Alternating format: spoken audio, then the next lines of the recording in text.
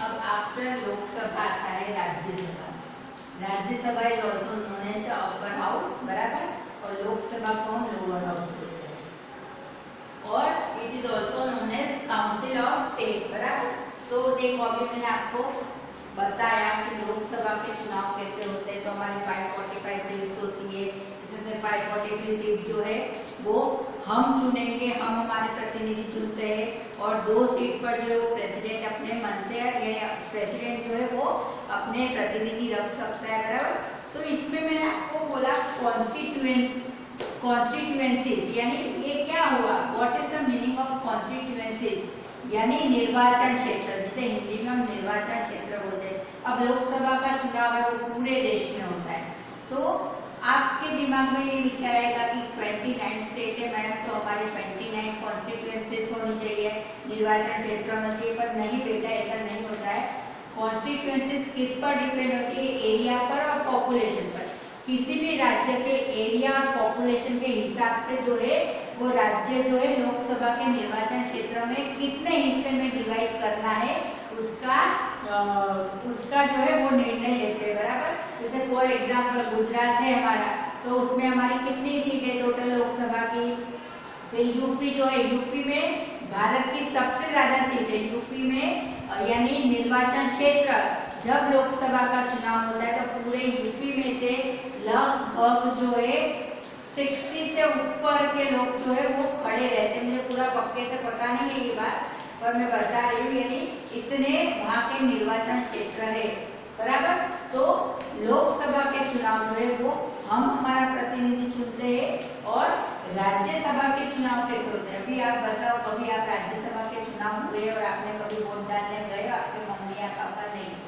राज्यसभा के चुनाव जो है वो कैसे होते हैं, तो वो होते हमारे चुनाव जैसे ये, पर राज्यसभा के मेंबर कौन चुनता है, तो राज्यसभा के मेंबर जो है वो legislative assembly of the state, यानी राज्य के विधानसभा के मेंबर्स जो है वो राज्यसभा के मेंबर चुनते हैं, और इनका कार्यकाल यानी वर्क टर्म जो होती है, काम करने की जो लिमिट होती है वो 6 साल होती है। लोकसभा जो हमारे 5 साल चलती है और राज्यसभा जो है वो 6 साल चलती है, और इसमें एवरी 2 इयर्स में जो है कैंडिडेट जो है वो बदल दिए जाते हैं, बराबर।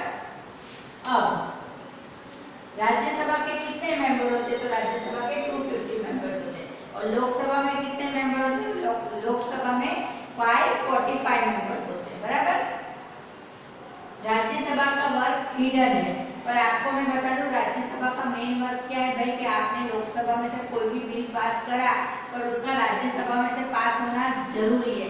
यदि बिल राज्यसभा में से पास नहीं होता है तो आपका बिल जो है वो लॉ नहीं बनेगा, इसलिए राज्यसभा में से भी बिल का पास होना उतना ही जरूरी है। अब the vice president of the India is the presiding officer of the Rajya Sabha. Vice president जो है, भारत के वाइस प्रेसिडेंट जो होते हैं वो लोग राज्यसभा के प्रिसाइडिंग ऑफिसर होते हैं। प्रिसाइडिंग ऑफिसर यानी पूरा जो राज्यसभा है उनके अंडर में रहता है, वो हेड होते हैं, उनकी इच्छा से ही राज्यसभा में सारी चीजें होती है। अब आपको मैं बता दूं राज्यसभा के मेंबर्स जो होते हैं उसमें से 12 मेंबर्स जो है वो हमारे प्रेसिडेंट सिलेक्ट करेंगे, और वो किस चीज से जुड़े हुए होते हैं, तो या तो वो साइंस की लाइन से जुड़े हुए होते हैं, या वो जर्नलिज्म से जुड़े होते हैं, या तो वो एजुकेशन फील्ड में से आते हैं, रिटायर्ड जज आते हैं, और ये सब जो है वो सारे लोग जो है वो राज्यसभा के मेंबर बन सकते हैं। अब इनका ये कैसे होना चाहिए, तो एटलीस्ट इनकी एज जो है 30 ईयर्स होनी चाहिए। इन पे किसी भी बैंक का पैसा यानी भार नहीं होना चाहिए, बैंक में से किसी ने उधार पैसा नहीं लेना चाहिए। फिर ये जो है हमारे भारत के प्रति पूरे समर्पित हो ऐसे होने चाहिए, कोई भी क्रिमिनल केस नहीं होना चाहिए। तो ये जो ये सारी चीजें कॉमन आएगी लोकसभा में, राज्यसभा में, विधानसभा में और विधान परिषद में। कौन से कैंडिडेट जो है वो चुनाव लड़ सकते हैं, तो जो भारत का नागरिक हो और जो किसी ने भी यानी ये क्या बोलते हैं उसको, बैंक यानी किसी ने भी बैंक का उठावा नहीं कर दिया, सारा पैसा जब्त नहीं कर, दिवाला फोड़ना जो बोलते ना, वो दिवाला ना फोड़ा हो, जो जिसने किसी ने क्राइम ना करा, तो ऐसे लोग जो है वो हमारे राज्यसभा के मेंबर होते हैं, लोकसभा के मेंबर होते हैं, विधानसभा और विधान परिषद के मेंबर होते हैं। ये जो क्राइटेरिया है वो सभी के लिए सेम रहता है। अब इसके बाद आता है स्पीकर। ये स्पीकर जो है वो लोकसभा के बारे में बात हो रही है। तो speaker, he and she is the presiding officer of the Lok Sabha. ये जो है स्पीकर वो क्या होता है, प्रिसाइडिंग ऑफिसर होता है। वाइस प्रेसिडेंट किसका प्रिसाइडिंग ऑफिसर होता है, तो राज्यसभा का। और लोकसभा का प्रिसाइडिंग ऑफिसर कौन होता है, तो स्पीकर।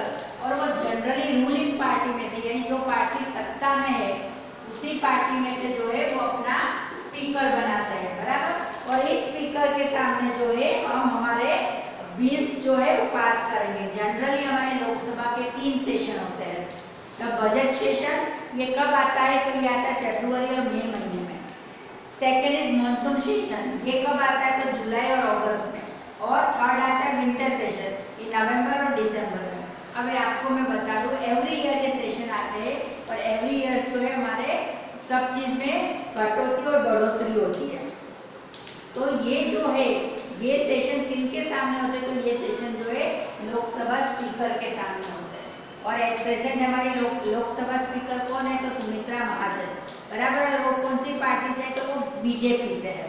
तो ये जो है स्पीकर का रोल यहाँ पूरा होगा। अब उसकी कैरेक्टरिस्टिक्स भी बता दूं मैं आपको, तो वो क्या है, प्रिसाइडेड ओवर द लोकसभा। ये पूरे लोकसभा का लोकसभा को पूरी तरह से अच्छे से देखेगी। अभी इसने जैसे स्पीकर ने देखा कि लोकसभा जो है वो व्यवस्थित नहीं चल रही है, या आपके सेशन के दौरान मारपीट हो रही है या लड़ाई झगड़ा हो रहा है, तो वो सेशन जो है वो रद्द कर सकती है। वो बोलेगी कि आज आपका सेशन नहीं होगा, आप कल आओ। बहुत बार ऐसी चीज होती है। फिर मेंटेन डिसिप्लिन, ये लोकसभा में डिसिप्लिन मेंटेन करेंगे। अभी आपको बता दूं, जब इतने सारे लोग बैठते हैं लोकसभा में, तो ये चीज़ नॉर्मल है कि हम एक दूसरे के साथ जोर जोर से बोले, जोर जोर से लड़ाई झगड़ा हो, तो ये चीज़ ना हो, बराबर। बहुत बार तो लोकसभा में जो है सब अपनी कुर्सियाँ भी फेंकते हैं, तो ये सब चीज़ ना हो तो उसका डिसिप्लिन कौन मेंटेन करेगा, तो स्पीकर, बराबर। फिर ये जो है मनी बिल को सर्टिफाइड करेगी, यानी मनी बिल को पास ये करेगी कि अपोजिट पार्टी ने या रूलिंग पार्टी ने, दोनों ने किसी ने भी अपनी बात बोली स्पीकर के सामने, तो अब उसे मानना है या नहीं मानना है, इसका सर्टिफाइड स्पीकर करेगी, बराबर। और ये सारे मेंबरों से क्वेश्चन पूछेगी कि आपकी क्या राय है, आप बताओ, आपकी क्या राय है, आप बताओ। तो ये जो है लोकसभा स्पीकर का रोल जो है हमारे ये पार्लियामेंट में पूरा होगा। अब बिल के बारे में मैं आपको बता दूं, बिल जो है जनरली दो टाइप के होते हैं, ordinary bill and money bill.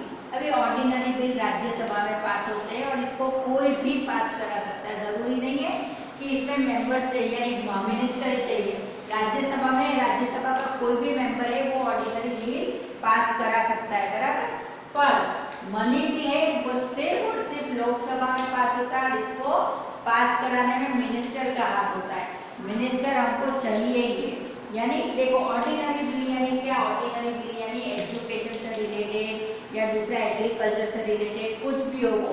और मनी बिल यानी हमारे देश का अर्थतंत्र, अभी हमारी करेंसी कब कैसी छापनी है, कब बंद करनी है, कब हमको जो है फॉरेन इन्वेस्टमेंट करना है, फिर हमारी जो फॉरेनर जो है फॉरेन कंपनी हमारे देश में, उनको हमको कैसे उनके पास से ज़्यादा पैसा लेना है, जो भी है वो सारे जो है बिल जो है वो लोकसभा में पास होते हैं और ये पास होने के बाद ही लॉ बनते हैं।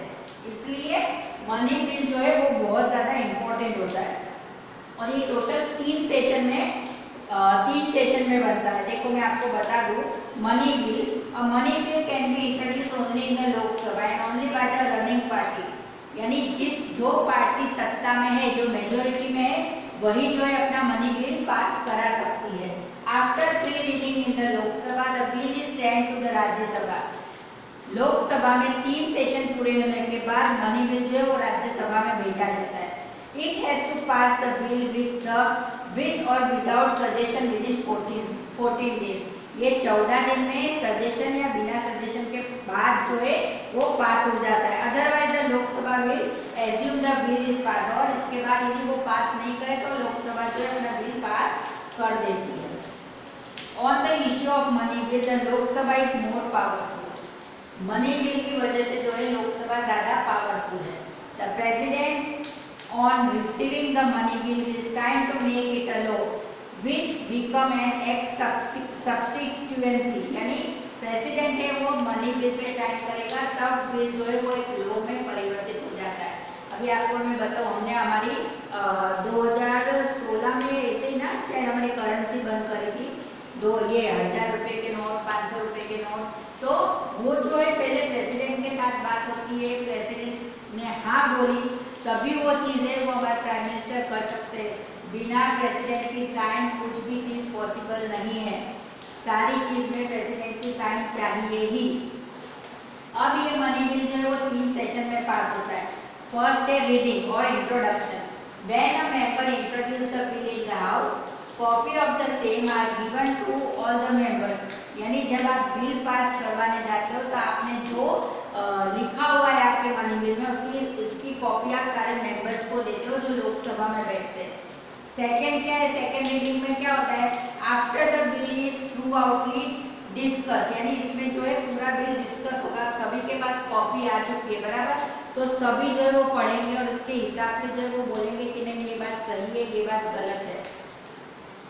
फिर third reading, the bill is draft final after suitable modification. अब इसमें तीसरी रीडिंग में बिल में कोई सुटेबल मॉडिफिकेशन करने की जरूरत हो तो वो उसमें मॉडिफाइड करेंगे और it then goes to other house where similar producer may be adopted, the bill then become an act. उसके बाद जो है उसमें जो भी मॉडिफिकेशन करने पड़ते हैं वो होने के बाद बिल जो है वो एक्ट बन जाता है।